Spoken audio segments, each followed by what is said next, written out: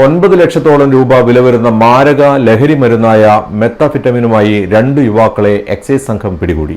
പട്രോളിംഗിനിടെ താളിക്കാവ് വെച്ചാണ് 207.84 ഗ്രാം മെത്തഫെറ്റമിനുമായി യുവാക്കളെ എക്സൈസ് സംഘം അറസ്റ്റ് ചെയ്തത്.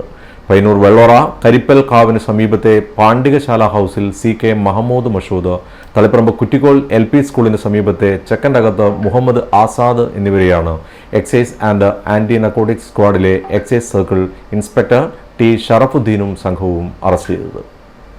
വിൽപ്പനയ്ക്കായി എത്തിച്ച 207.84 ഗ്രാം മയക്കുമരുന്നാണ് ഇവരുടെ കൈവശമുണ്ടായിരുന്നത്. ഇതിലൂടെ വൻ മയക്കുമരുന്ന് റാക്കറ്റിലെ കണ്ണികളെയാണ് എക്സൈസ് സംഘം പിടികൂടിയത്.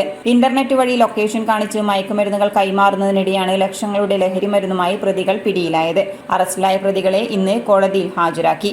റെയ്ഡിൽ excise inspector Shibumon, grade assistant excise ഇൻസ്പെക്ടർമാരായ Shibu KC, Abdul Nasar RP, civil excise ഓഫീസർമാരായ Shan TK, Ganesh Babu PV, civil excise officer driver Soldev എന്നിവരും ഉണ്ടായിരുന്നു.